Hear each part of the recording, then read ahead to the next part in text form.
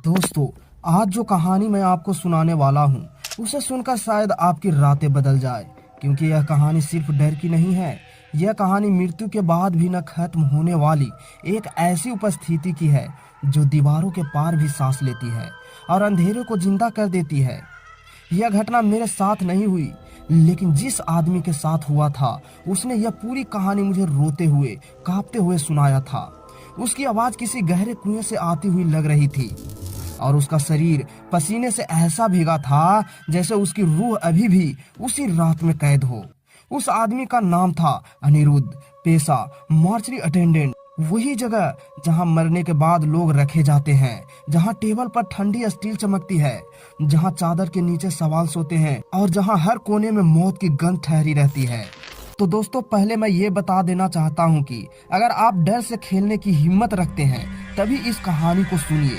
यह कहानी बेहद घातक है। पहली बार सुन रहे हो तो बिल्कुल ध्यान हटाना मत। कहानी का एक एक मोड़ जानलेवा है, मिस मत करना। तो दोस्तों, कहानी स्टार्ट करता हूँ। अनिरुद्ध पिछले 7 साल से यहाँ काम कर रहा था। लाशें देखना उसके लिए रोजमर्रा की बात हो गई थी। एक्सीडेंट, हत्या, आत्महत्या, सब कुछ। लेकिन उस रात जो हुआ उसने उसकी रूह को हिला दिया। रात के लगभग 11 बजे बिना आवाज किए हुए एक एम्बुलेंस पहुंचा और उसमें एक युवती का शव था। उम्र लगभग 28 साल, चेहरा मोम जैसा सफेद, आंखें आधी खुली और गर्दन पर किसी अदृश्य हाथों के गहरे नीले निशान। जब अनिरुद्ध ने चादर हटाई तो उसे एक ऐसी ठंडक महसूस हुई जो शरीर नहीं बल्कि सीधा हड्डियों तक उतर गई। उसे लेकर चैम्बर नंबर 4 पहुंचा। उसने सबको चैम्बर में रखने के बाद बटन दबाने ही वाला था कि अचानक पीछे से किसी ने बहुत धीमी टूटी हुई आवाज में उसका नाम लिया, अनिरुद्ध। वह एकदम रुक गया। कमरे में हवा तक स्थिर थी। उसने सोचा शायद भ्रम होगा, लेकिन आवाज में इतना खिंचाव था कि लग रहा था उसका नाम किसी गहरे अंधेरे से खींच कर बोला गया हो। करीब आधे घंटे बाद मॉर्चरी की लाइटें अचानक झपकने लगी, धीरे धीरे, फिर तेज, जैसे किसी ने तार पकड़कर रोशनी खींच रहा हो। फिर उसी झिलमिलाहट में चैम्बर नंबर 4 का दरवाजा अपने आप खुलने लगा।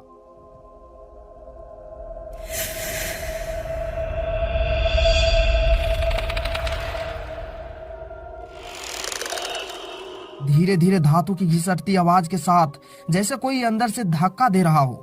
अनिरुद्ध दौड़कर दरवाजा बंद करने गया, पर दरवाजा जैसे अंदर से ही खींचा जा रहा था, जैसे किसी ने भीतर से पकड़ रखा हो। तभी अंदर से वही आवाज आई, बिल्कुल उसी स्वर में, अनिरुद्ध, दरवाजा क्यों बंद कर रहे हो? उसका दिल जैसे जम गया। घबराकर उसने टॉर्च जलाई और जो दिखा वह किसी भी इंसानी दिमाग की कल्पना से परे था। टेबल पर रखा शव अब बैठ चुका था, बैठा हुआ, चादर पैरों की तरह खिसकी हुई और युवती की गर्दन धीरे धीरे उल्टी दिशा में घूम रही थी। करीबन 180 डिग्री तक घूम चुका था। उसकी आंखें पूरी तरह काली और खोखली थी और होठों पर जम चुकी मुस्कान इतनी ठंडी थी कि देखते ही सांस अटक जाए। अनिरुद्ध पीछे हटने ही वाला था कि उसे कमरे के अंदर नंगे पैरों की चिपचिपी सरसराहट सुनाई दी। अंधेरे के कोने से एक आकृति आई, एक बूढ़ी कंकाल जैसी, जिसकी लंबी सूखे बाहें जमीन तक पहुंच रही थी और शरीर ऐसा जैसे वस हड्डियों एक दूसरे से खड़क रही हो। धीरे धीरे अनिरुद्ध की ओर बढ़ने लगा। मॉर्चरी की हवा अचानक भारी हो गई, सांस लेना मुश्किल होने लगा। पूरा कमरा किसी अदृश्य धुएं से भर गया। उसी धुंध के बीच अचानक एक झटके में सब बिल्कुल शांत हो गया।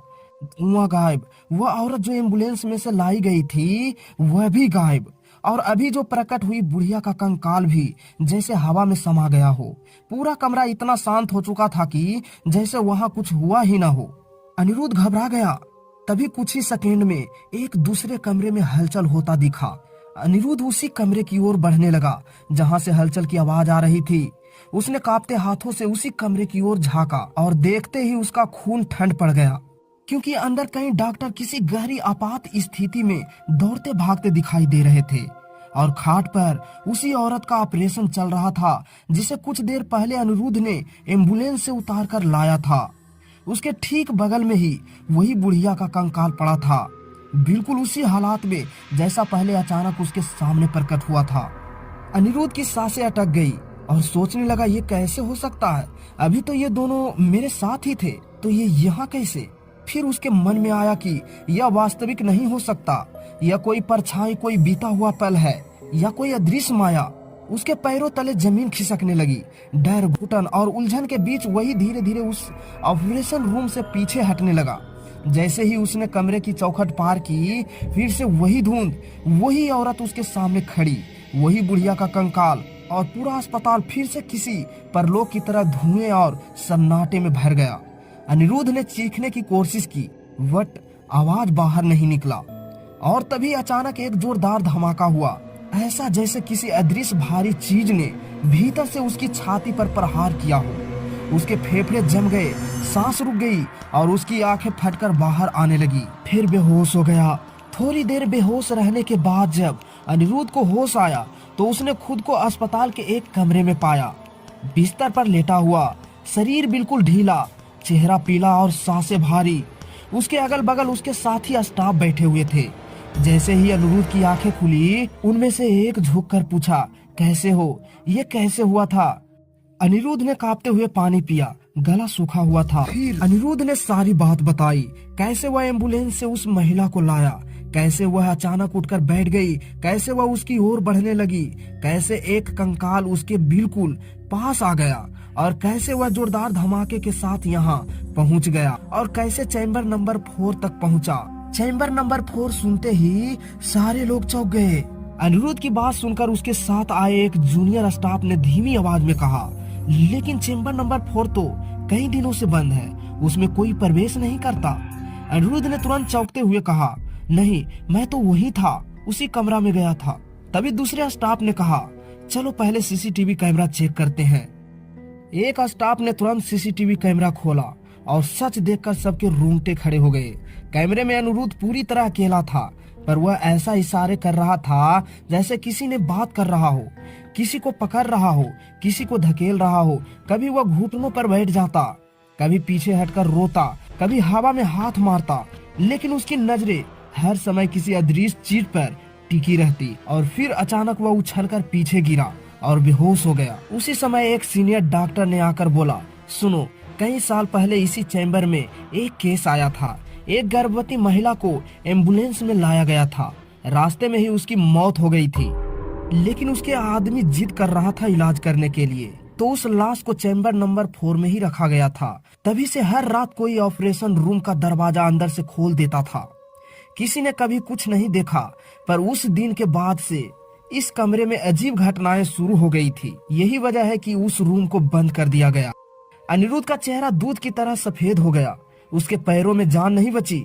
डॉक्टर ने धीरे से कहा, बेटा, जिस औरत को तुम देख रहे थे वह कभी यहाँ वापस आई ही नहीं, क्योंकि उसका ऑपरेशन और उसकी मौत सालों पहले हो चुकी है। अनिरुद्ध कांपता हुआ बोला, लेकिन वह आज मेरे साथ थी, चल रही थी, बोल रही थी। डॉक्टर ने कांपते हुए लंबी सांस ली और बोला, तुम जिसके साथ चल रहे थे वह इंसान नहीं था। ये बात जानते ही सारे लोग बहुत ही चौंक गए और फिर उस गेट के पास कोई भी नहीं भटकते।